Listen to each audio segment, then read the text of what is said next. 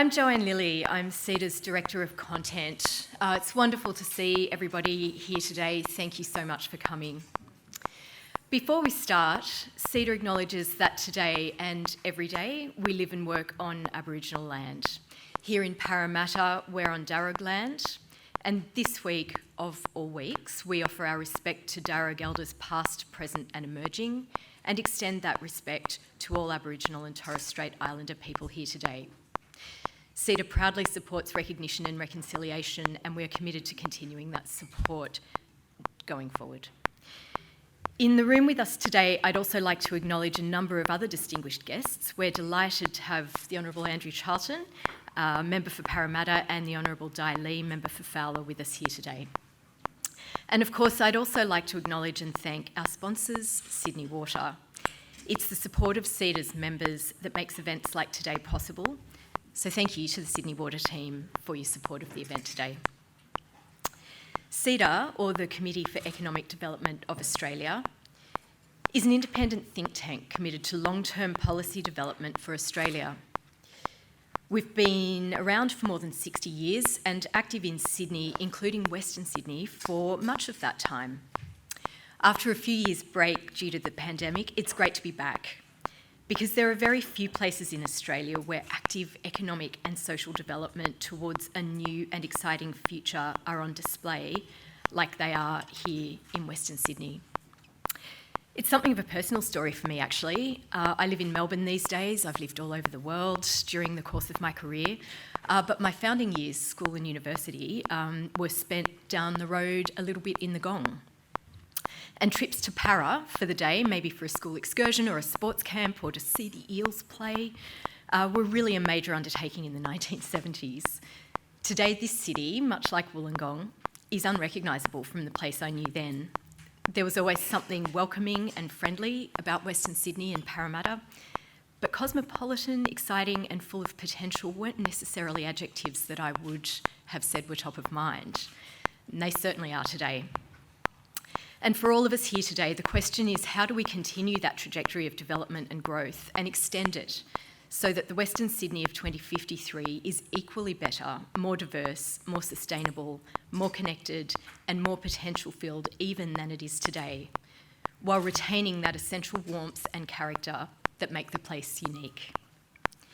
To help guide us through the conversations, we have a wonderful program of discussions for you today, taking in everything from housing to transport to sustainability and circularity. A couple of little pieces of housekeeping before I invite our first panel to get underway. Today, as at all CEDA events, you'll be able to interact with speakers through our Q&A portal Pigeonhole. There should be QR codes on your tables, and you can also see some information on the screens. The password is Western Sydney. It's all one word and it's all shouty caps. You can enter your own question. You can upvote other questions that other people have asked.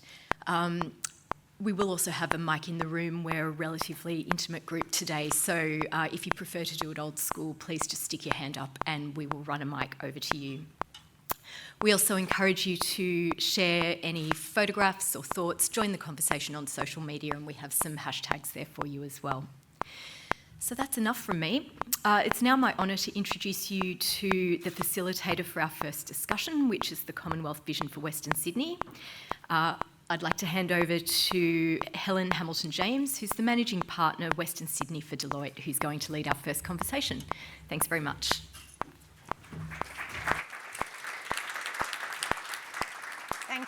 Thank you, Jo, for that warm introduction. It's great to be here today and see a room full of people interested in the future of Western Sydney. So, third largest economy in Australia, Western Sydney is one of the country's fastest growing regions. Home to over 2.6 million people, that's 1 in 10 Australians, and surpassing the populations of Adelaide, Canberra, Hobart and Darwin combined. So a big place. Very diverse place, made up of many different cultures and many different areas. While Western Sydney is blessed with inherent strengths, and there are significant opportunities which we'll talk about today, the next few years are really crucial in cementing our position as that economic powerhouse. We've come a long way, there's still a long way to go, and I think it's a critical time to make sure that we're really focused and the policies and the strategies in place are the right ones. We've got to ensure solutions for housing, transport and industry are fit for purpose and are sustainable for all. That's socially, economically and also environmentally. So Western Sydney is a city of the future, packed with opportunities, but also enormous challenges. And I think if we don't get those challenges dealt with in the right way and those opportunities achieved, then we've got national implications for that. Western Sydney is such an important part of the country. So that's why I think this is a really interesting panel to get the sort of federal view of what's happening in Western Sydney. So I'd like to welcome my two panellists, Dr. Andrew Charlton, federal member for Parramatta, and Dai Le, who's a federal member for Fowler. So thank you both for your time this morning. And I know you're very busy people going up and down to Canberra and all around. So, spending the time today is great. So thank you for that. I'm going to ask a couple of questions, but as Jo said, please, put your questions in to the app or put your hand up if you've got a question, because this is all about interaction with this group here. I could sit here and ask questions all day, but I'd really like some interaction from the group. So maybe if we start off with sort of a general question. As I mentioned, Western Sydney is a really diverse region. It's not one area, and it's got an incredibly bright future. So as federal members of Parliament and local Western Sydney siders, which I think is important, can you please share your priorities and visions for the future of the city? Sure. Di, would you like to go first? Ladies first. Yes, I'm a member of Fowler, and as many people in the room might know, those of you from my community, I can see a few faces. I'm very passionate about Fowler and Western Sydney in general. For me, it's the Fowler. I'm sure Andrew is going to debate this, but Fowler is the most multicultural, diverse communities from my perspective in the country. And I think that we are the microcosm of what Australia is. For me, priorities is obviously health, infrastructure. It's very important, and opportunities for the young generation, for the next generation in our communities. We have predominantly people from refugee, like myself, background or migrant background who've called Fowler home. 70% of our population speak a language other than English. We've got a large proportion, and I think our unemployment rate is about 10.5%. I think it's nearly 3 times the national average. Manufacturing is our largest employer, and so a lot of my community work in factories, and which is food. Actually, packaging of food is one of our largest sector. And we also have a large, a very high percentage, I think 60-70% of our community family-run small business. So small business is the backbone of Fowler's economy. And as you mentioned, Helen, small business, from our perspective, also is the economic engine for Australia from Western Sydney. And I think we saw that highlighted during COVID. So I'm very obviously, another passion of mine is around supporting small business in my area to really grow, thrive, and also expand. So look, I can sit here and talk forever, but I'll leave it to Andrew to contribute. But I'd love to hear, and I think interacting with you would be more beneficial for you and for me, rather than me just talking to you. Yeah. Well, thanks very much. It's terrific to be here. I want to begin by acknowledging the traditional owners of the land on which we meet. I want to thank CEDA for convening us here and having this conversation. My background is as an economist, and so I've had a long association with CEDA over many years, being involved in a number of its programs. And it's really terrific to have CEDA leading this conversation about what I think, and I think Di and I would agree with on this, having this conversation about how we build the economy of the fastest growing and most important economic powerhouse of Australia's future in Western Sydney. Thank you for convening it, and thank you for inviting me along. I also want to acknowledge some of our distinguished guests, Councillor Henry Green, who's here, and the Deputy Lord Mayor of Parramatta, Patricia Prosiv. Thank you for being here as well, and other local government representatives.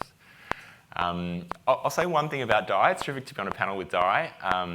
Dai is such a strong champion for her community. Dai and I sit in Parliament together in question time, and sometimes that's a useful use of our time, sometimes it's less useful. But I'll tell you what, when people get up and ask questions on all manner of issues in question time, sometimes they're great issues, sometimes they're... Dorothy Dix's. Sometimes they're Dorothy Dix's, sometimes they're trying to score points against the opposition, sometimes they're playing politics. Every single time Dai gets up in question time, I know one thing. She's going to ask a question that directly relates to the concerns of her community, and she's going to ask a question which is bang on the bread and butter issues that affect them every day. And that is a real contribution. Never any politics, just bang on the issues that affect them every day. So it's no surprise, Dai, that you were so successful in the I know it's difficult for Andrew because he's part of the party, so it's hard for him to bang on about the community. So thank you for the acknowledgement. You do a terrific job. And look, the answer to the question is what's our vision for Western Sydney? And for me, the answer to that is simple: to be the best place in Australia for people to raise a family, work, live, and run a business. And the different elements of that, I think, are coming together really strongly, but we have a long way to go. In Parramatta, I set an objective to have strong job creation, and one of the elements of that was to get 40% of the ASX 100 to locate a presence in Parramatta. We wanted 40% of the top 100 companies in Australia to have a physical presence here. And so far, we're at 35%. We're getting towards that target. And how do you attract those businesses? Well, by having the elements that makes Parramatta the right place for them to locate an office. And that means, firstly, being close to their workforce. And that Parramatta has in spades. And when you take these companies, you show them where their workers live.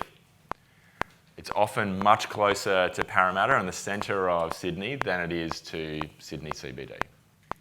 The second thing is great transport infrastructure so people can get to the office from anywhere right across Sydney. And Parramatta has terrific infrastructure, and that's only getting better with the advent of the light rail and the metro that will come in the course of the next decade. The other thing you need is a great talent attraction mechanism. And so for Parramatta, which has more than 7 different university campuses, we have the ability to really project ourselves as one of the great education cities in Australia and a magnet for attracting talent from across the nation and indeed across the world. But these are some of the elements that you put together to create a city that is really thriving and buzzing.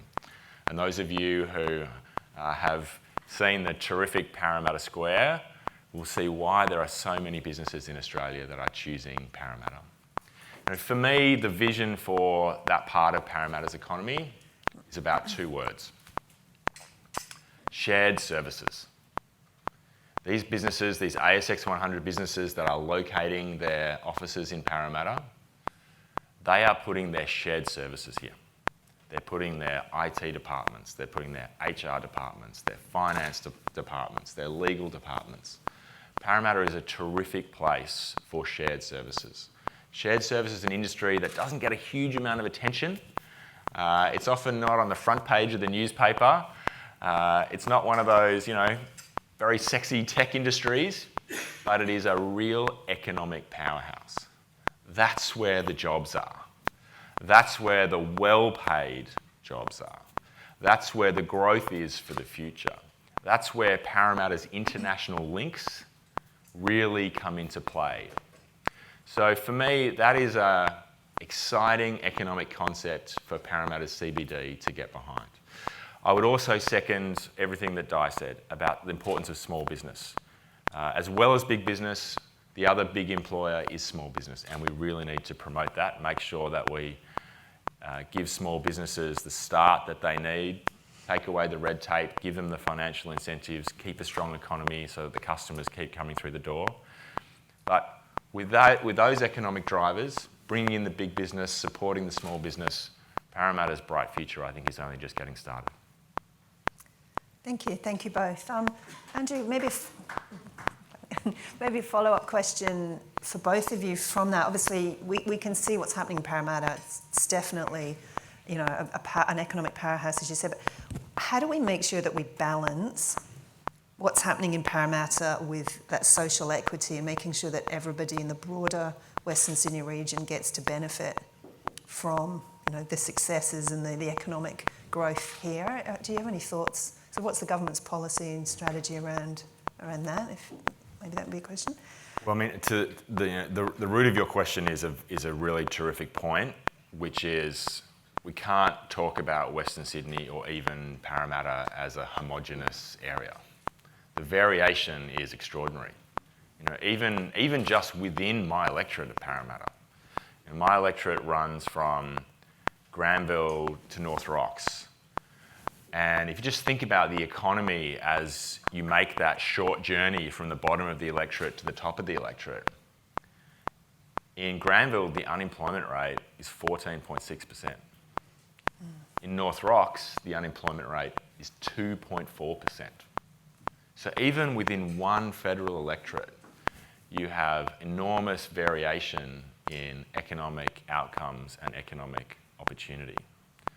So making sure that we think about that variation, think about the economic geography, and target what we do to lift up each of the areas that need support and make sure that that opportunity is spread widely is an incredibly important part of the Western Sydney agenda.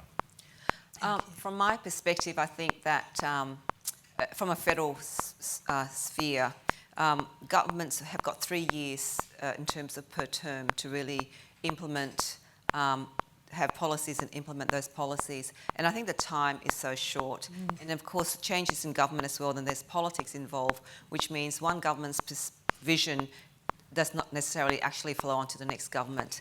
So I think, and so for us, for Western Sydney, there's a disadvantage in that because there isn't a long-term vision, and for Western Sydney, how to grow it, how to make it, there's equity in terms of funding and resources for infrastructure such as transport. The previous government talked about the transport link that would link Sydney, Parramatta, and including Fowler in that to the Greater Western Sydney Airport. Now, the new government came in and said, there's no funding there, there's no budget, according to the government, the minister. When I questioned her, she said that, the funding wasn't there. The projects were up on the infrastructure website, but the funding wasn't behind it, according to her. That's why for this government, they're going to scrap the rail connection. And of course, then the new state government then it's not going to go ahead with it. So those kind of decision-making process and it impacts on the policies, and it impacts on the community and the economies of Western Sydney. So I think there has to be a kind of a collaborative and effort from both local, state and federal, and where projects are important for communities like Western Sydney, those projects should not be politicised, and there should be actual funding behind it, so that, because you can't have an airport being built there and there's no rail connection or transport connection. It's just ridiculous. I've been to Western Sydney Airport, and I'm sure many of you have. It's an amazing infrastructure, but how are you going to have that big piece of infrastructure built and yet only build roads and no public transport or no, really? So those kind of issues have to be really thought through and have real courageous leaders from all sides of politics to say what are the priorities of projects that will benefit communities across the country that we can't actually, politicise.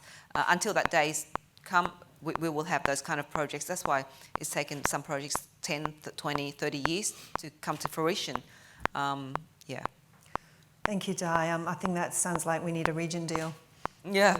Collaborative, all the levels of government. I mean, I think, you're right. We have to be consistent and do the things that need doing in the right order. I've got a question from the audience. We might go to that one. A question about migration. So obviously migration is important for Australia to maintain its population and productivity growth. It's sort of driving, the economic growth at the moment, small as it is, but it's still growing. But it does create challenges for Western Sydney. I mean, obviously, housing, transport, things that we've touched on.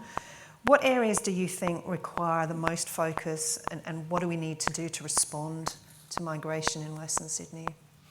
Dai, do you want to?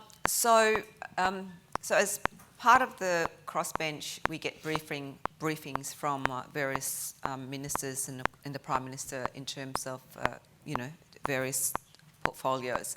And we were briefed by the Minister for Home Affairs in terms of our immigration system, and it looked really messy, really, really, really messy.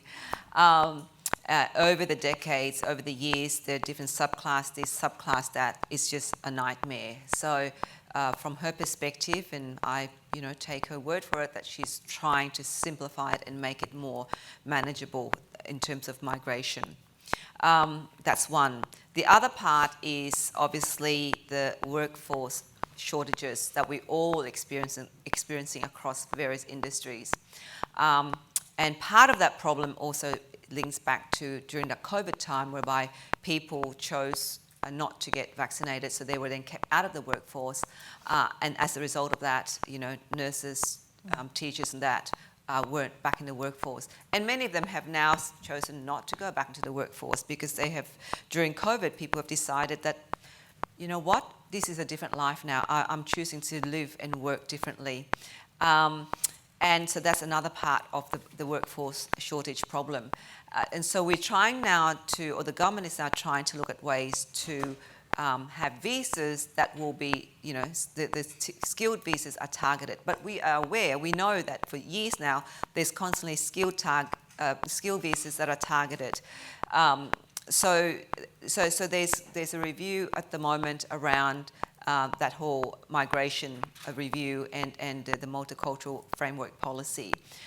But from my perspective, it's really challenging, especially from Fowler, because over the last 10, 15 years, we've had many out of the 12,000 refugees that came to Australia during the Syrian war, Iraqi unrest. 10,000 of those were actually settled in Fowler. 10,000 out of the 12,000. Just imagine the pressure that put on our local communities in terms of housing, in terms of schools, in terms of infrastructure, in terms of employment and jobs, all of those social issues, and so therefore I keep on bang on because federal, state, and local have to work together, and we actually do not have that kind of collaborative relationship between those three levels of government. So as a result of that, what we're experiencing in Fowler, and I'm sure now we're experiencing everywhere, is the with the whole economic and cost of living crisis, is the shortage of the affordability of rents and housing affordability, and house and public transport. We got no public transport link connectivity. That's in Fowler, and in Parramatta you've got more because it's supposed to be the second CBD.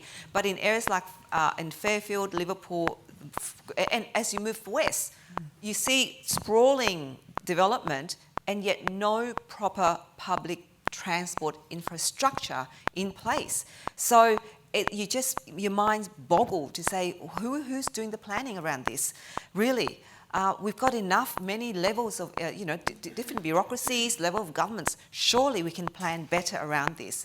So that is a challenge with migration. So we're trying to understand, we hear the needs of local businesses who are crying out for for staff, for workers.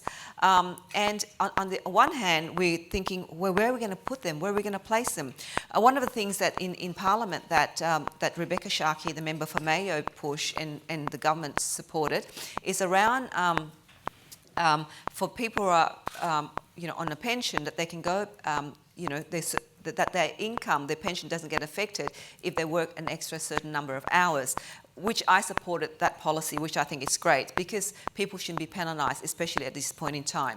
And so what I'm calling for as well is for people who are student, during COVID, their working hours were extended, but now we're back to pre-COVID, post-COVID.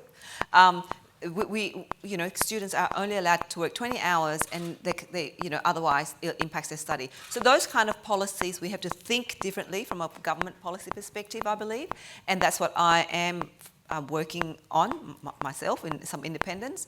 But I don't know where Andrew is with the government, so he's probably got a different view. Thank you, Dai. Andrew, thoughts? Well, I'll make this prediction. Next month, we are 18 months into the Albanese government's first term, which means we're halfway through that term and we have 18 months to go to the next election. And my prediction, which I make with some trepidation, is that one of the top political issues for the second half of this term and the run into the next election will be immigration.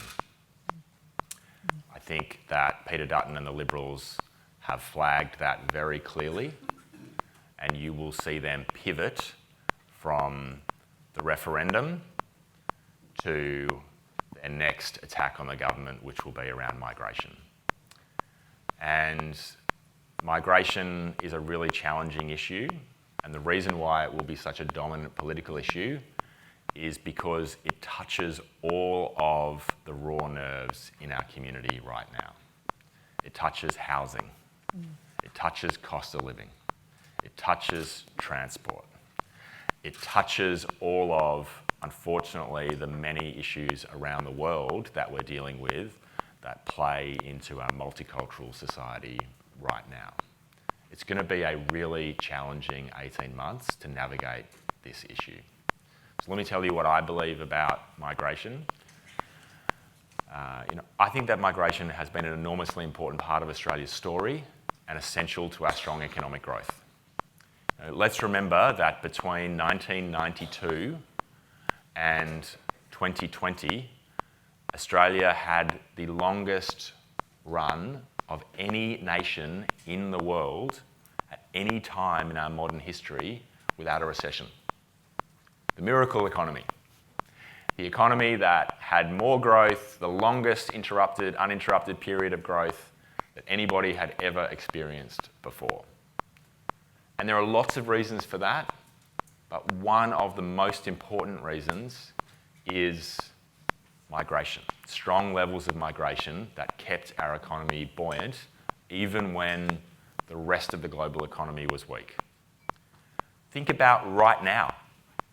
Right now, if we didn't have strong migration, the Australian economy would be in a recession. We have just had 2 quarters of economic growth, which on a per capita basis were negative. Without migration, we would all be sitting in this room in a recession in Australia. I think migration is an important part of Australia's economic story, but we have to do migration right. And that means dealing with its consequences and supporting migrants to come here. It means making sure that we have the housing, we have the infrastructure, we have the employment, we have the settlement services. If we want the benefits of migration for our economy and for our society, we have to make sure that we plan for it well, and that's where we've been falling down. So I think in what is going to be a pretty difficult 18 months around this debate, I hope that we focus on those issues and the practical issues of how we get migration right and make sure that it continues to contribute to this strong economy and strong multicultural nation. I think we'll probably be focusing on cost of living from my perspective. absolutely agree that migration contributes so much to our economy. But my view has always been that we can't bring migrants here and not set them up to succeed. We have to set them up to succeed. We can't just, in there and they are isolated. Have got no jobs to go to. No, living in cramped sort of 10 people to a house. It's just not really, from my perspective anyway. It has to be better. They have to be set up to succeed. Language skills, integration, so that they can. I arrived here as a refugee. So I arrived here at the time where Australia was very white, predominantly, just after the White Australia policy.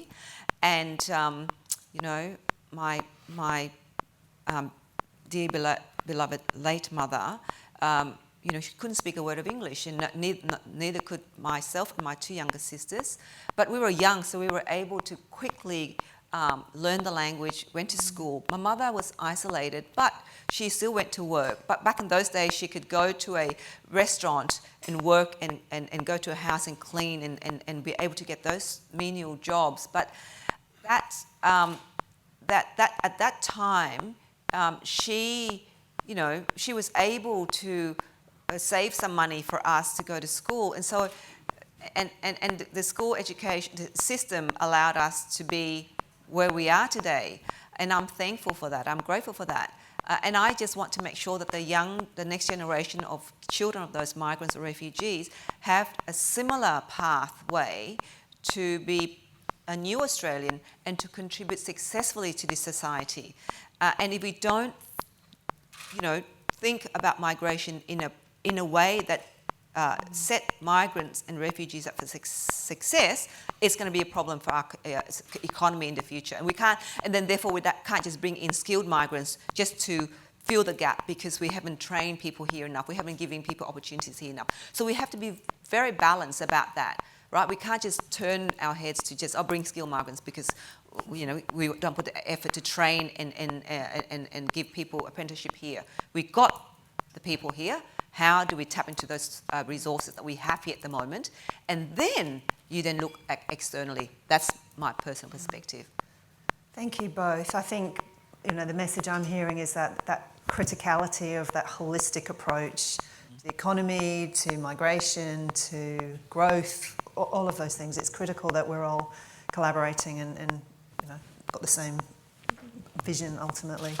I need to wrap it up there. Really? Yes. Only one question from the pub. I know.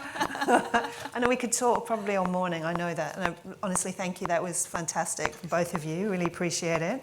I know you, as I said, you're both very busy, so thank you.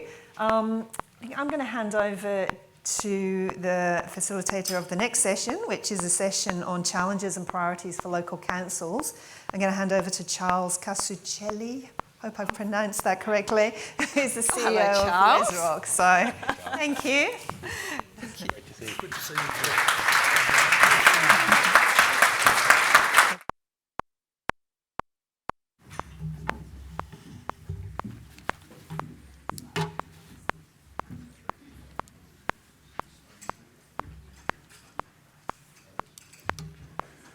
Microphone testing, 1, 2, 3. Okay, here's a warning, I'm Italian, which means I talk fast and I'm prone to exaggeration. Oh, geez, I thought I'd get more of a laugh out of that. How about this? What a distinguished, good-looking audience I have this morning. Seriously, I have a youth table, a free Wi-Fi table over here. We have the more mature on the left-hand side. We have the preeminent in the centre. We have academics here. Fancy you coming out of your academic institutions to, rub shoulders with the common folk. Welcome, one and all. And I know that there should be... Was that the bell already? That was quick.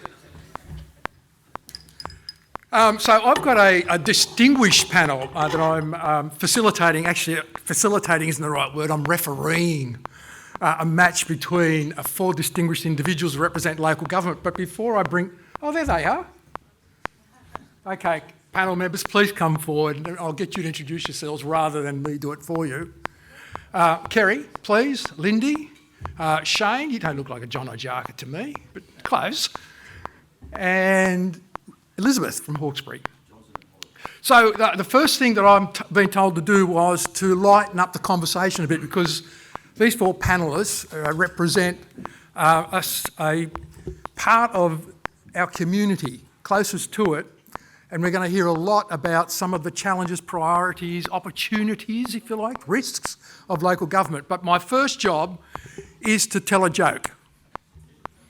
So I got up this morning and I looked up, if you're a really good facilitator, you have to tell a joke.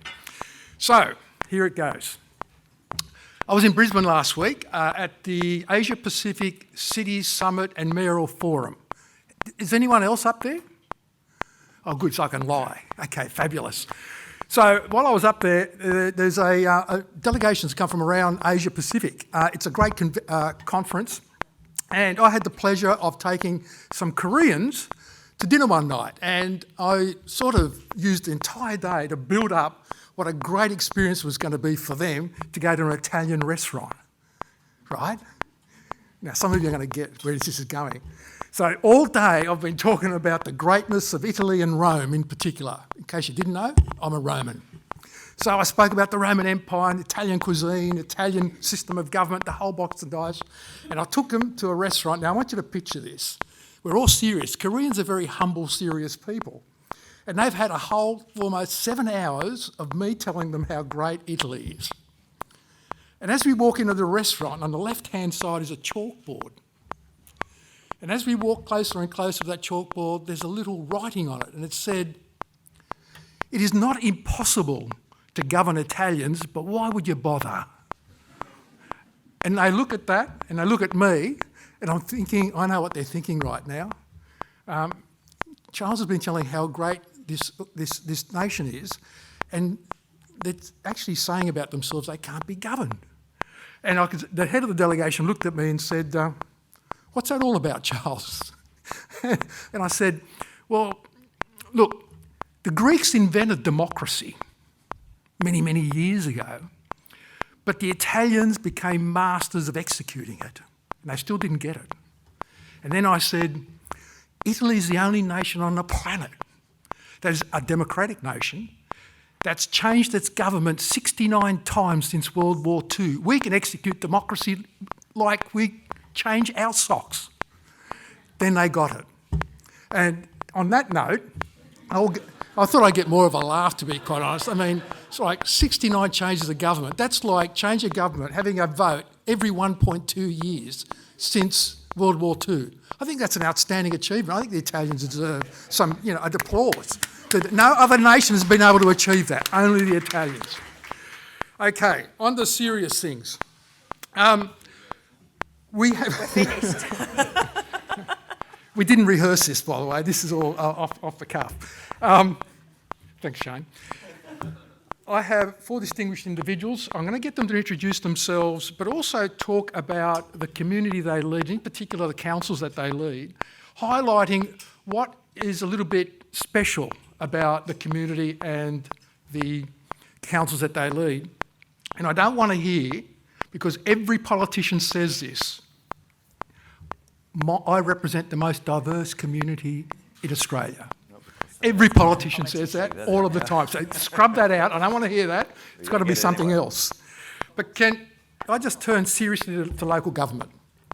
Local government represents one of the most complex sectors of the New South Wales economy, the Australian economy.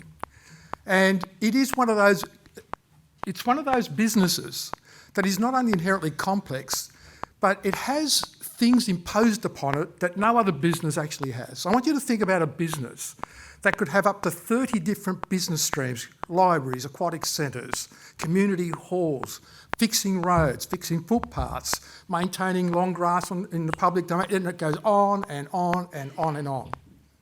And communities' expectations of what their councils deliver only get greater over time.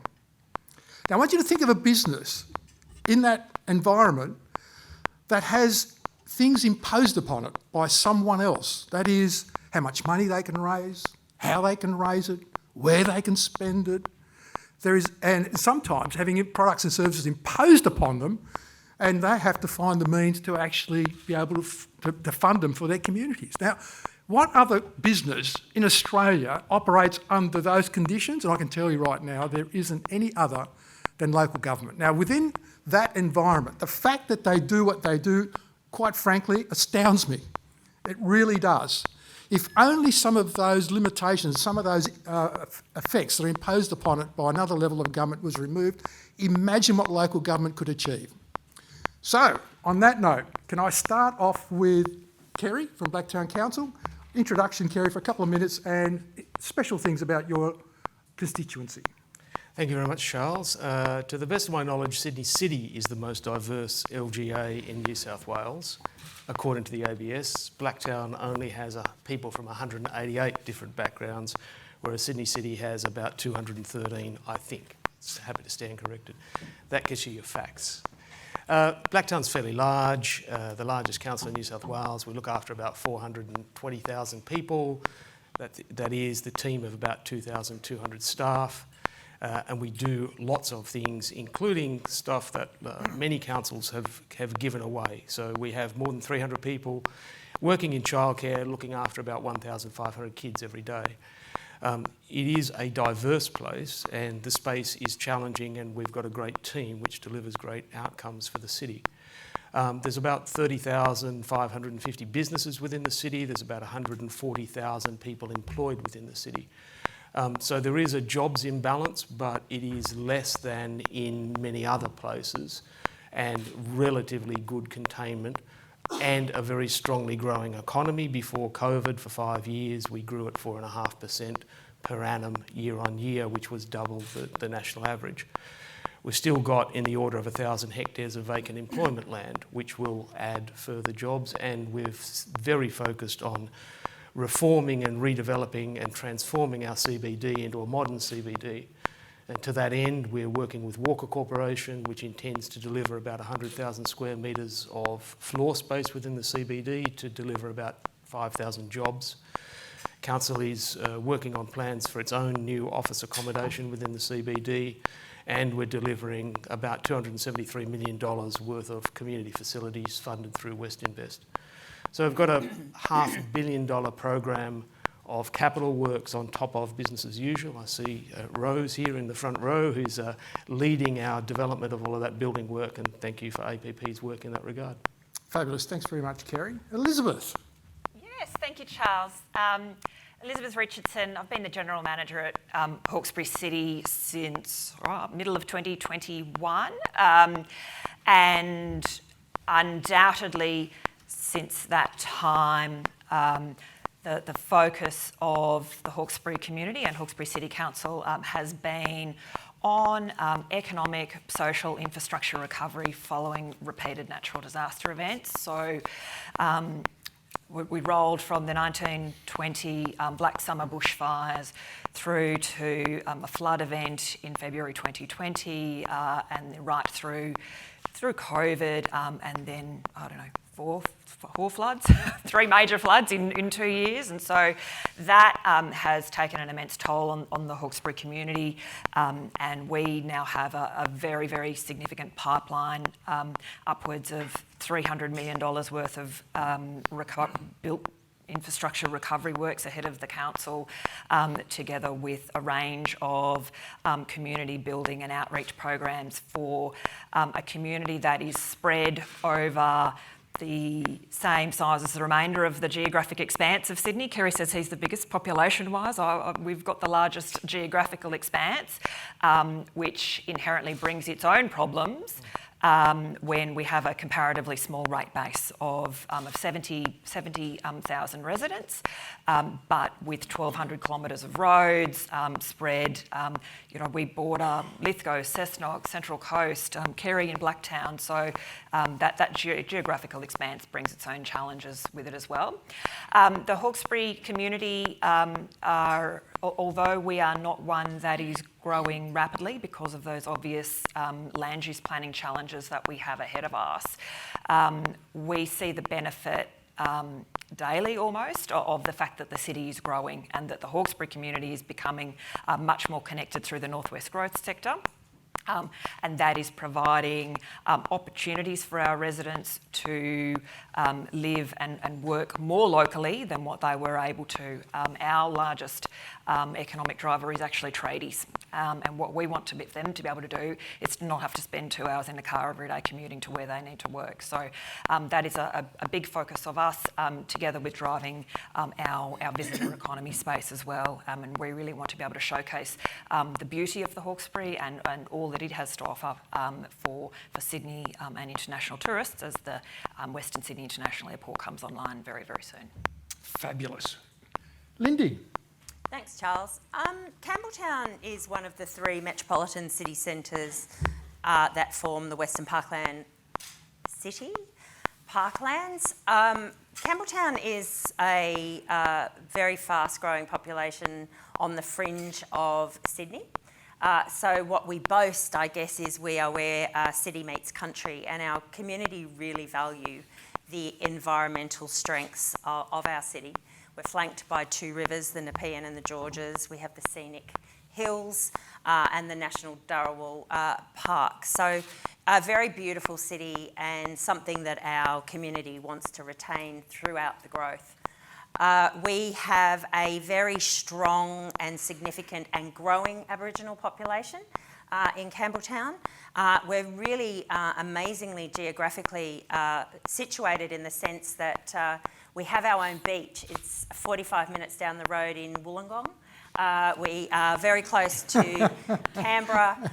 We have a very short trip into the CBD of Sydney via train. Probably our greatest priority right now is not dissimilar to what Liz said in terms of creation of more local jobs. Our community, 67% of them leave the city each day to go to work. They are spending 2 to 3 hours per day commuting, which has roll-on effects in terms of quality of life. So for us, that is a significant priority that we are working on. Unfortunately for us, we cannot access the new jobs that are being created at the new Western Sydney Airport because we can't get there. I had a person come for an interview the other day who lived in Penrith, and they had to catch 3 trains and 2 buses to get to Campbelltown. So connecting Western Sydney to Western Sydney is probably a significant priority for our region, and we form part of the fastest growing region in Australia, the Great Macarthur. Thanks, Lindy. Shayne. Welcome, Shayne. I wasn't expecting you, but welcome just the same. Thank you, Charles. I think I'm up on the image there. On the ring in here, the CEO sends his apology. John Ajaka, he's got a family issue today, but I did let you know yesterday. The next best thing, Shayne, or the better thing? Which one of those 2? Thank you. So I'm the newly appointed Director of City Futures. I've been in the job for 2 months, so I'm the rookie here today for Liverpool City Council. Just the fact of my appointment says something that the City of Liverpool is now looking at capturing the opportunities that are coming towards us very rapidly over the next decade. And I guess I'm going to skew my response to the question, what makes our city unique, to my role, as opposed to talking about the here and now. So looking at our city, we've got 3 emerged strengths over the last 10 years, which we want to capitalise on going forward over the next decade, and that's my role. The first one, of course, is our city has emerged as a key logistics and transport hub, not just for Sydney, not just New South Wales, but for Australia. We've got the airport wholly and fully within our local government area in the west, and we've got the largest inland container terminal in Australia right on our doorstep there at Moorebank, the Moorebank Intermodal, and all the associated logistic companies are moving in around that. Of course, the airport site there, Atropolis, which is within our LGA as well, and then at Liverpool with the intermodal and all the transport-related opportunities and employment there. The second area that's emerged, which is not so unique because everyone can claim that, is that we've emerged in the last decade, and we're moving rapidly in this area, as a university city. We've got 2 universities in Liverpool that weren't there 10 years ago. We've got, of course, Western Sydney University and the University of Wollongong, both committed to about 35,000 students in their campuses, 2 separate buildings by the end of this decade. And we're about to sign an MOU with the University of New South Wales to take a significant presence on site, and we're engaged in conversations with other universities as well. So that's a real opportunity. University of Western Sydney right now is holding an open day for law degrees at Liverpool. The third area, which I think you'll know well because that's been established for over a decade, is our medical and research precinct, anchored on what will be, when it's finished, the billion-dollar expansion underway right now, the largest hospital in the Southern Hemisphere, which is, of course, Liverpool Hospital. And aligned to that is the Ingham Institute, only two research institutes west of the CBD of Sydney. Its a big area of research now is robotics, which has an overlap with the intermodal with the robotics going there. They're doing some work together there with Woolworths. The final one, which you've prohibited, but everyone else has touched on it, is our diversity. And I was impressed. I was impressed to hear from Blacktown the diversity of Blacktown. I'm born in Penrith, so I'm well aware of our Western Sydney diversity. But we've got 240,000 residents in Liverpool at the moment, projected to be 400,000 by 2040. Sorry about that. It's 150 cultures, 55% of them born overseas, 55% of households speak a different language at home at night other than English. But one of the things that's unique, not unique specifically to Liverpool, but something I'm proud of, and not a measurement on what we're going to talk about later on, which I think is a measure we should talk about, which is harmony, is that Liverpool's population lives in relative harmony. And, when I worked at Liverpool Council 10 years ago for 2 years, there was a global crisis, Afghan, Iraq, all that. And there's a bit of a crisis now, and there is tension, but we're still holding together in good harmony, and that's something we should be proud of. The average age of our population is 31 to 39, and the families are very stable, and they want their kids to get a degree, they want to get it locally, they want to get a good job locally, they want to buy an affordable, relative to Sydney, home locally, and they want to have good recreation, involves my colleagues here, in Western Sydney, and they're proud to live in Western Sydney, and that's what we want to achieve at Liverpool. Fabulous. Now, these four individuals represent 900,000 people, 201 suburbs, and 3,500 square kilometres, though to be fair, most of that is in the Hawkesbury. So that is what these four individuals represent, not an entirely insignificant numbers in terms of suburbs, population, and just sheer area. So I want to actually now focus the panel on discussing a few issues. Now, I'm a simple Italian, so I see risk, challenges, opportunities as being all the same thing when you talk about council capabilities. Because the way they address all those, it's fundamentally through the capabilities they actually have as councils and the relationship they've established with their communities. I'd like to put up a slide that I picked up at an ALGA conference, which looked at the issues and priorities and risks of local government and tracked it between 2018 and 2021. And they did these surveys, and this is what it actually showed. You can see how things have moved, but the one thing that hasn't moved is financial sustainability. We're going to have a conversation about that because I think that's an interesting area in terms of getting each of the individual councils' perspective, because we do have one of the largest councils, if not the largest council represented here, and we have everything between with Hawkesbury, which is just a big landmass with lots of communities, lots of neighbourhoods, and they have to deliver services in a very dispersed way. We have everything in between. So this is a great representation. Whoever thought of this panel did a bloody excellent job. I don't know who it was. Take credit for it. So along the bottom, this is what I want you to focus on. We're going to talk about three of these issues that are down at the bottom. And the three that I've picked, and since I haven't had any emails come back from the CEO saying, no, I want to do something else, we'll try and stick to those. But I can see that we're already getting some interesting questions. So I'm going to try and cut this a bit short and go to the questions because I think they're fabulous. So the issues that I want to talk about this morning is financial sustainability, because at the end of the night, I had a meeting with the local government minister where we spoke at length about what that actually means for local government going into the future. The other one I want to pick is assets and infrastructure, because you can't have livable communities without it. And the other one is going to be disaster and catastrophic events, because we've had a few of those, and the projections are that we're going to have even more. And we do have councils that are at the peri-urban edge of Sydney, and they're going to be exposed to this. It'd be interesting to get some perspective from those councils that are greatly impacted from it. So, can I start off with the issue of financial sustainability? The question is that local government is being asked to do more and more and more, and the contribution from the other two levels of government, which are far better funded, and they have powers to levy taxes and do all sorts of things, very sexy things, do not extend to local government. So I'd like to get the views from our panel members about what does financial sustainability mean for them? What are their unique challenges? And do they have any idea about perhaps a way of perhaps dealing with the limitations on local government to do what communities expect them to do? And one of them is simply to provide social infrastructure and make the communities livable. What a great thing that would be. So could I start off with whoever would like to volunteer first? So Kerry there. Yeah. Okay, I'll have a crack. I'll leave lots of space for my colleagues to talk about, and I'll just pick one thing. For 40 years, I'm so old that I was working in local government when the Environmental Planning Assessment Act of 1979 came into effect in 1980. And from that time, for 40 years, we had a system where developers were required to make contributions to deliver social infrastructure in our communities.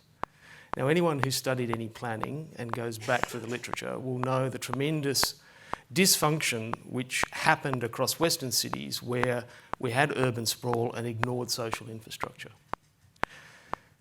About 12 years ago, the state government stopped council's ability to levy developers to provide community infrastructure.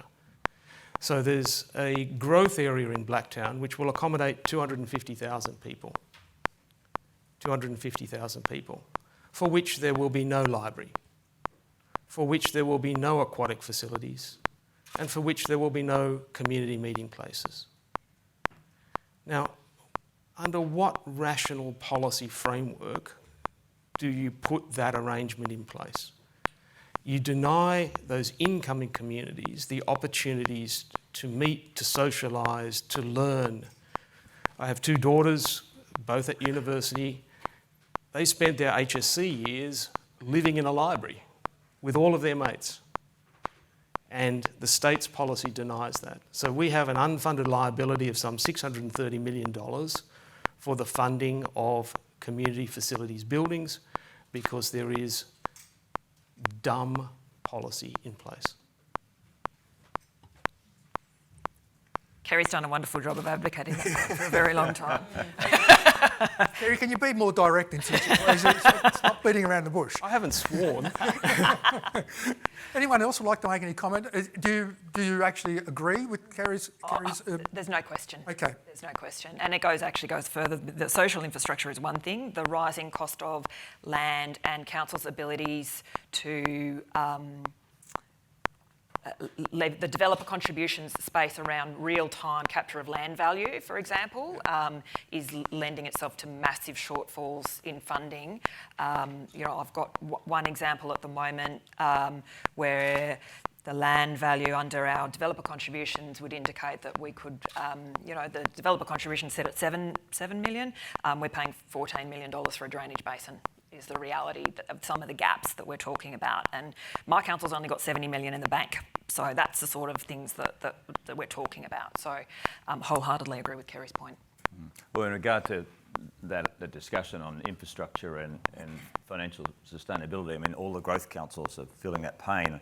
I share it with you. I mean, I think we're heading towards $1 billion shortfall for our western edge of Liverpool in regards to acquisition and delivery of the basics, even not libraries and things like that, but the basins, the water basins, the roads.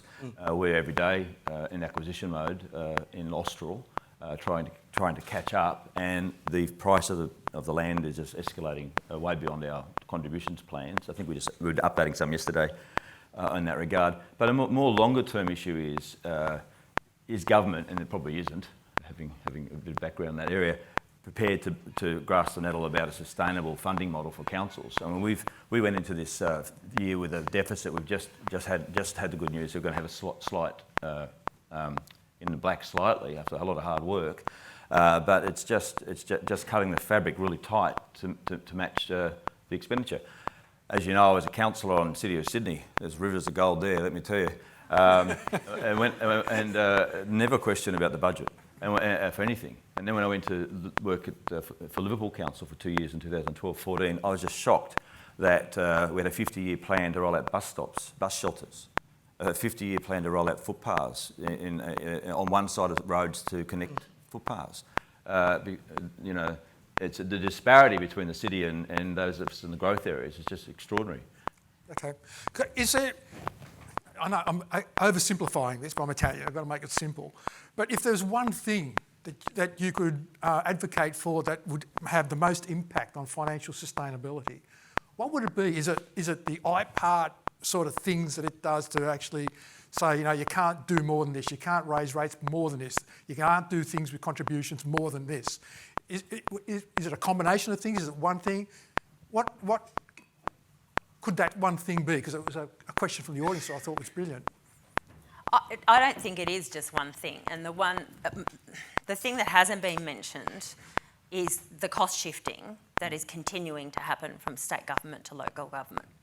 And the change that's happening at the moment is state government is treating local government as though it's a private entity, but we don't have the rules and regulations, associated with a private entity.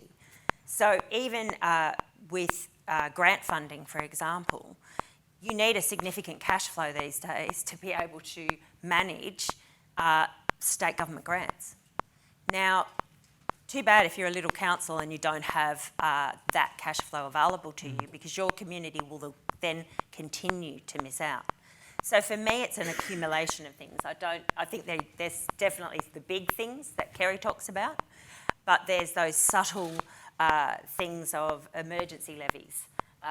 And they're significant dollars. It's as much as I think Western Sydney does a very heavy lift with affordable housing, but with affordable housing comes a loss of rate income. So we have to do more but receive less. Yeah. Yep. Kerry? In the big picture, there are two fundamental things which are going on with local government finances. Firstly, the state caps our increase in revenue below CPI and below our wages cost, and wages is our biggest bill. The other thing which is going on for very, very sound policy reasons is the Commonwealth's untied grants to local government are being shifted from metropolitan areas to rural areas, because fundamentally rural areas don't have enough economic activity to tax to look after their local assets. And so I absolutely support that. There's nothing which backfills or takes into account that shift in the way the state looks at the rate peg, which is applied singularly across the whole of the state. I could say that the ideal solution is to remove rate pegging. I'm unaware of any jurisdiction in the world which has taken away a restriction by a higher order of government on local government in terms of its rating arrangements or local land taxing arrangements. So if rate pegging is to be enduring, and politically that's likely to be the case, directing the regulator to adequately take into account the increase in costs to deliver services is part of the equation. The other significant part of that equation is tying in what the community's expectations are and how they change over time. So an example of that is we've got about 900 playgrounds within Blacktown. Many of them are quite old. They might have a set of swings and a seesaw. And of course we go in and we have a cyclical process of replacing those. You don't put back a set of swings and a seesaw. You put in at least $150,000 worth of pretty plastic stuff that kids want to play on these days. And that's what the community expects of us, and they bag us for not putting shade sails over all of those things at a cost of another $50,000 at least. None of the regulatory regime takes into account what the community wants and talks to the community about what the community wants in the way our revenues are capped by the state. Okay. Look, there is, when I raised this issue in another forum, a number of questions from the floor were, well, that's all well and good, but if you're proposing that councils get more money to do better things and more things, it means that someone's got to pay, which means that this is going to pass, the costs will go to increased costs of development, for example. People are going to have to pay more rates. How would you respond to that criticism, saying, there's a balance we have to achieve and we think we got the balance right? Well, I think we should go back to basics and consult our community and get the agreement on any increases that we propose. So put forward a business plan for projects in the city and have a plebiscite. And then the state should respect that. So the community backs in, and we're experts at consultation in our organisations. We have a conversation with our community, a genuine conversation that stands up, and they say, yeah, we want renewed libraries or renewed sporting facilities, or frankly, sporting facilities that have full disability access, which is one of the big issues we've got at Liverpool. And it's going to cost us another $20 a year on our rates, or 50. I mean, we should get the endorsement of the community, and the state should respect it. We should be able to do it. You're suggesting a form of democracy, aren't you, Shayne? Councillors live and die by the ballot box. Great faith in the people in the ballot box, Charles. Anyone else want to make a comment on that particular proposition? No? Okay, let's move on to assets and infrastructure. We sort of touched on it right now. And I actually do remember seeing a Prime Minister and a Premier stand up at a venue, Lindy, talking about how the Aerotropolis and Western Sydney Airport is going to provide all these employment opportunities for people from Campbelltown. At the time, a member of my staff turned around and said to me, when was the last time the Prime Minister and the Premier actually travelled from Campbelltown to where the airport's going to be and seeing how difficult it actually is? But transport infrastructure is a major issue. And I love that line. I don't know who said that line, connecting Western Sydney to Western Sydney. Fabulous line. I'm going to use that in our advocacy. Thanks very much, Lindy, for that. You're welcome. But in terms of assets infrastructure, talking about the bigger infrastructure, the schools, the roads, the hospitals, as one set of infrastructure, there's a whole range of other infrastructure, all the social infrastructure that at the end of the day, local government is responsible for, and from time to time is not acknowledged that level of infrastructure gets poor funding, to be quite honest. So can I get some comments from you about the level of social versus enabling infrastructure in your patches and what your views are? Could I start off with, Shayne, can I start off with you?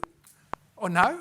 No, I'm happy to do that. The infrastructure challenge for us is, frankly, if there's anyone here from Penrith, I don't mean to, I'm born in Penrith, raised in Penrith, I'm not trying to insult Penrith, but the airport, all roads lead to Penrith, and all metro rail leads to Penrith. And I was there with Tony Abbott when he announced the airport 10 years ago at Liverpool Council. And the promise then kept going up and up and up. I think it was 60,000 jobs at that point. I think we cranked it back to 40 jobs. There's 5 to 10,000 in construction there now. But everyone's driving there, right?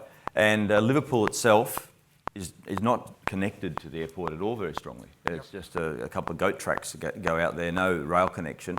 The workers, the promise of jobs at the airport means you're going to drive there. And we don't want people to drive there to work. We want them to go by public transport for a whole of reasons, including the environment. So that infrastructure is a big issue for us. We're campaigning to get 15th Avenue. I see Transport New South Wales is doing some consulting right now about transport in that region. We're campaigning to get 15th Avenue built, as a rapid connection corridor to our city, to at least so we can tap into the benefits of the airport directly. And I've got good news for you, getting a really, really slow rapid bus. No. There is a committee, don't forget, there is a committee looking into it from Transport New South Wales. That's right, there is too.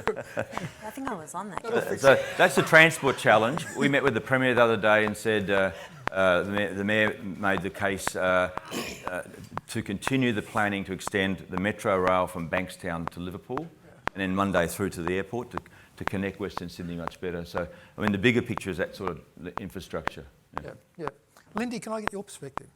Oh, look, 100%. I mean, we've talked about footpaths, roads. I mean, that's an expectation.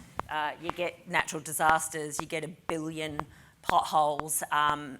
The thing with communities is often they think that local government's responsible for everything.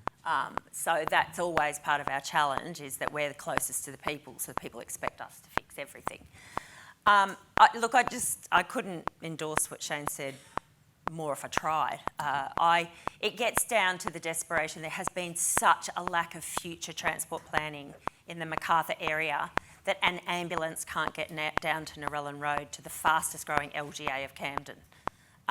We host the large hospital that everyone needs to access from Macarthur, and you can't get down the roads. The roads are bumper to bumper. And I joke about a very slow rapid bus, but that's exactly the situation we're faced. And when you look at the cost of living, people can't jump in cars and drive for hours and hours. They can't afford it anymore.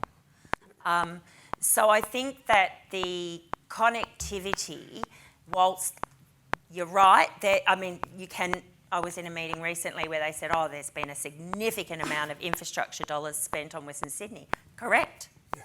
That is correct. But that has been Parramatta and Penrith. We heard earlier the investment of jobs in Parramatta has made such a significant difference. Well, the rest of us need a share of that. Yeah. We need to be able to, with the COVID experience, people got what it felt like to work from home and be close to their own amenity. So there has to be a balance there in assets and infrastructure. And for us as a growth council, I often talk to our staff about the crossroads we're at, where we're not generating the revenue in fast enough to be able to put out the infrastructure that's required. Yeah. So it is the challenge is real. Yeah. But I think you cannot move away from connectivity, whether it's connectivity to health, connectivity to education, or connectivity to jobs. That is probably our greatest priority right now. And therein lies the lessons for any of you that are from other councils. If you get invited to one of these panels, you get to advocate for your patch that you belong to. Okay, so just as a promotional thing. The advocacy is for Western Sydney, though. In all reality, we want Western Sydney Airport to be successful. Yep. And we have a great opportunity to make that airport great. Yes, indeed. We have a government asset that sits between Camden and Campbelltown called the Australian Botanic Gardens. Yeah. And it's the most amazing government asset that has the most natural tourism and opportunity, but it's like government doesn't even know it's there. Good points. Elizabeth, you've got 2,500 square kilometres, 66 communities spread all over the place. How do you deal with the issue of assets and infrastructure, given the density of population, but just the sheer size of the jurisdiction? It's an enormous challenge. So we've got 1.3 billion odd in assets in the Hawkesbury. About 1.1 billion of that is actually roads. All right. So I think it's 900 kilometres of sealed, 300 kilometres of unsealed roads. So that brings with it enormous long-term challenges. And when you talk about the stress the financial sustainability stresses that councils are under, inevitably the one thing that gets sacrificed across every council is the assets inevitably get run down. And long-term underinvestment in roads in particular has led to challenges, not just in the Hawkesbury, but in a lot of the peri-urban councils. So what frankly terrifies me in the Hawkesbury at the moment is that we've sustained this $300 million worth of damage that we are cracking through. We're about a third of the way through repairing a lot of that road damage and infrastructure damage. But what I'm worried about is what happens in 10 years, 12 years, when those roads start to decline again and they start to need further renewal. So we're having to do some very sophisticated medium to long-term financial modelling around what this very sharp uptick in investment, both for the renewal projects on the roads, but also things like the West Invest projects. So the Hawkesbury, we're over the moon to receive $100 million worth of projects there, but those wonderful new assets and facilities and pools and libraries, they all need to have the lights put on, they all need to be cleaned and maintained, they need to be depreciated.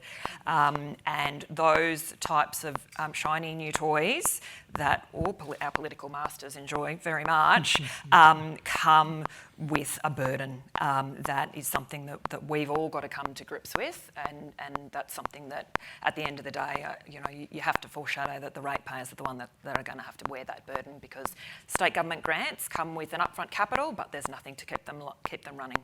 Fabulous. Kerry, you've got 417,328 people in your patch, 54 suburbs, but in a relatively small area compared to Hawkesbury, 238 square kilometres. What's the nature of the challenge? Is it any fundamentally different to what we've already heard?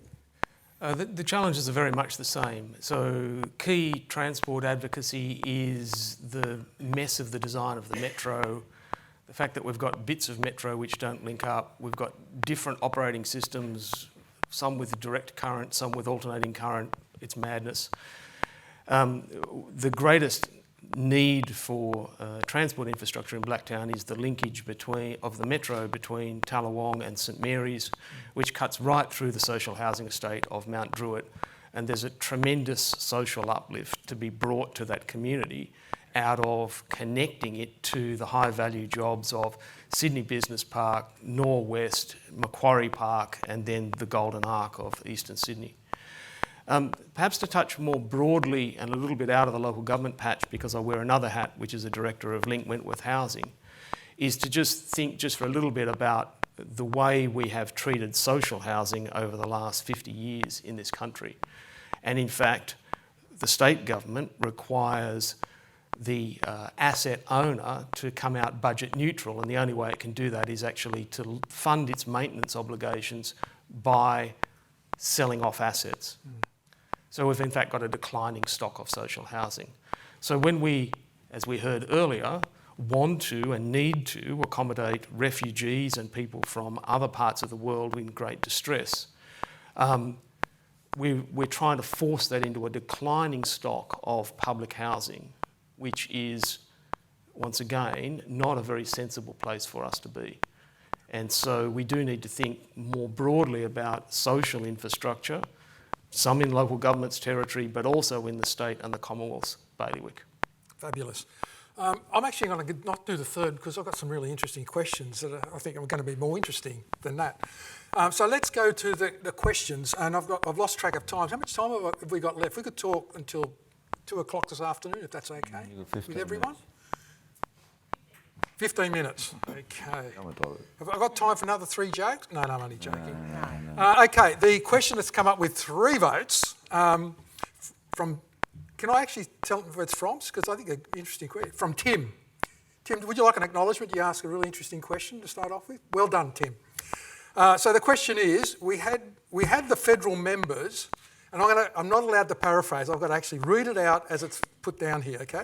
We had the federal members bang on about the importance of more migration and more housing. What is local government's take on this, and what are your concerns, and what is being done?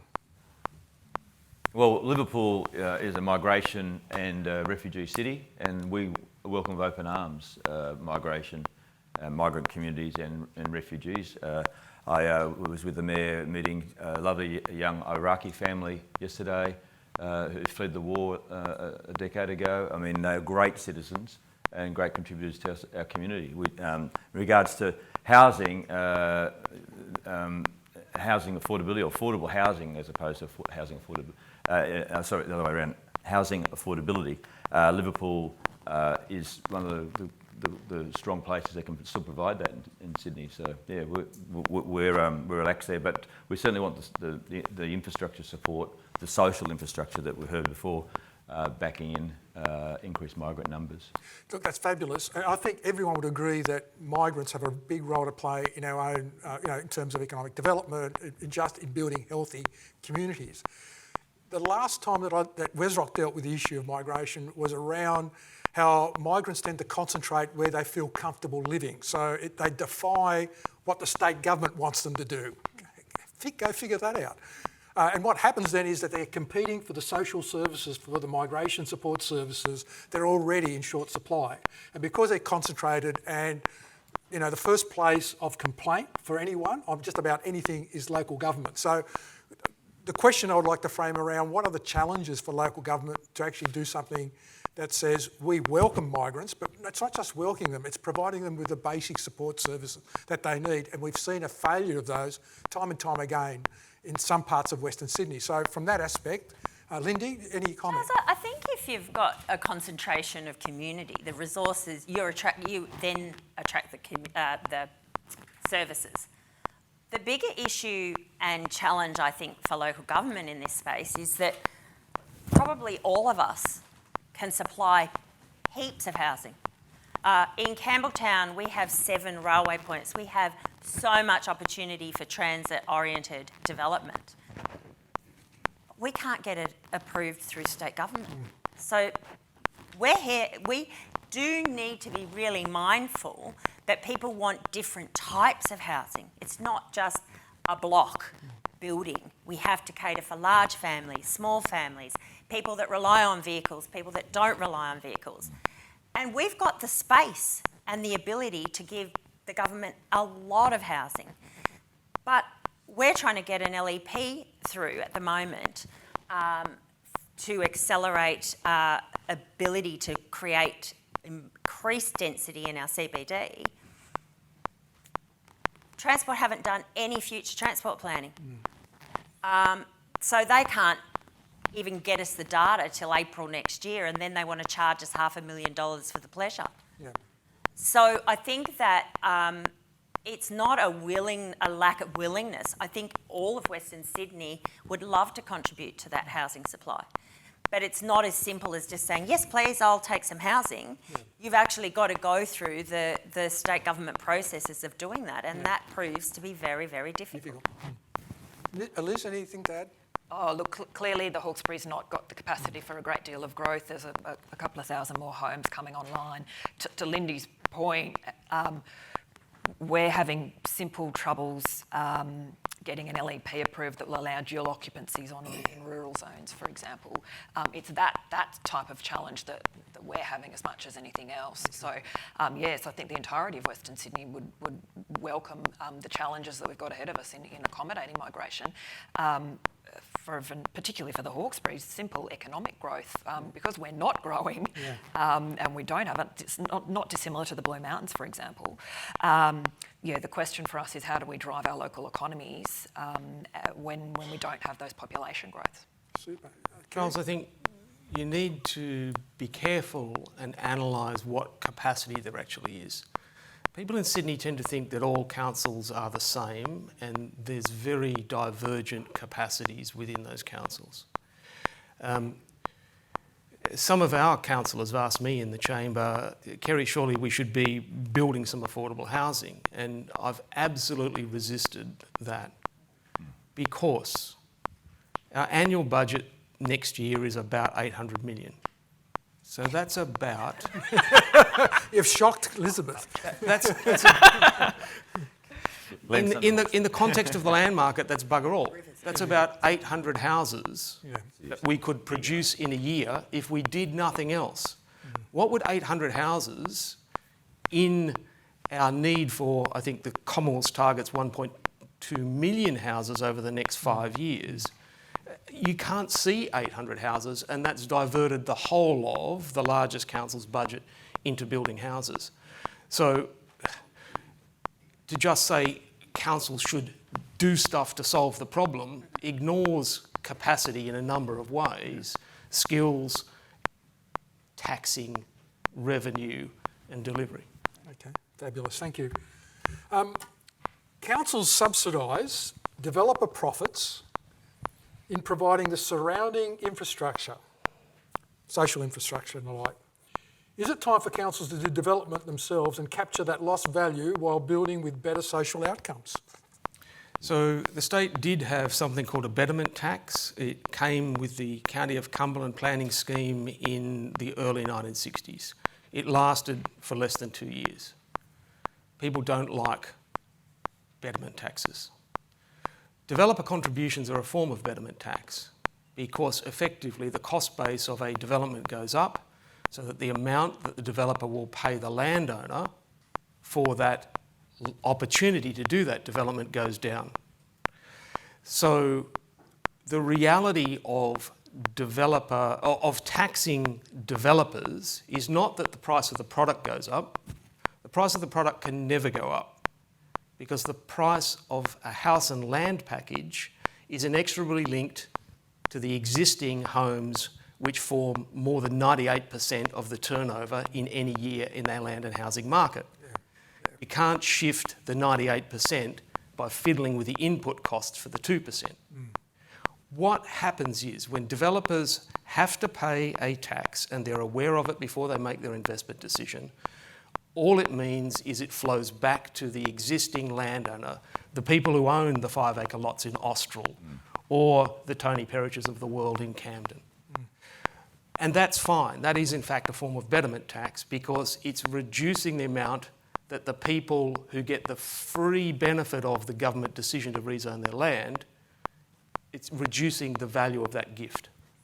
So does anyone know, are there any known joint ventures between local government and private developers in doing something together?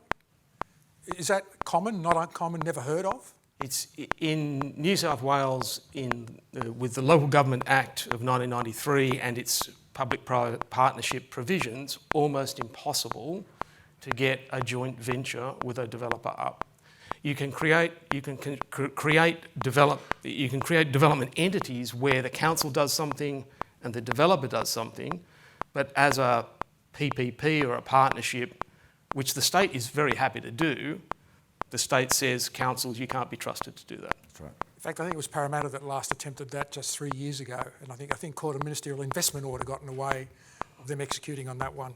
Okay, a message from the organisers. You have 1 minute. Oh, damn.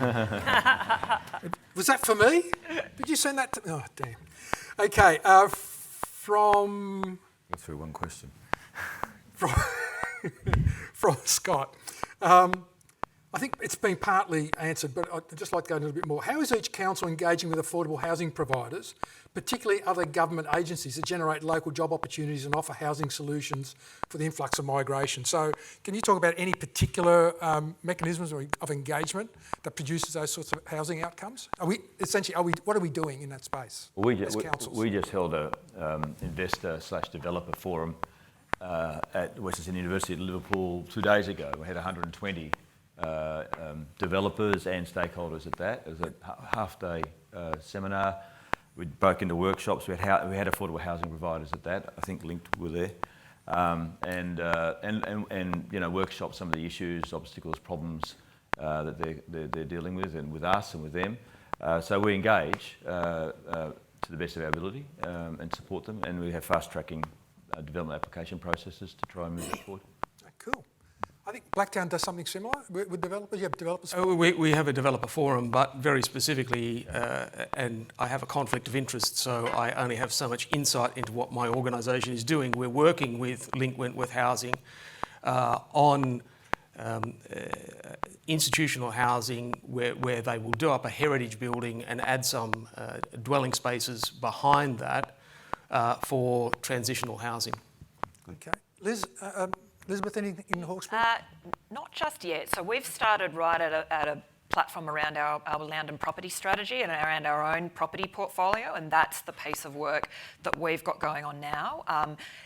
The issue of affordable housing is one that my council of all different colours and creeds are universal in their support of, and that's absolutely a priority for us. So that's the bit of work that we're doing now, is starting to have a look at our own property portfolio and maximising things like car parks. We've got umpteen pieces of public car parks. All of those types of bits of residual public land are ripe for this sort of thing. Yeah. Lindy. Oh, look, we're the same. We've got those potentials, but I think it's fair to say, in comparison to other parts of Sydney, we're already as affordable as it gets. And we do a lot of heavy lifting in this space.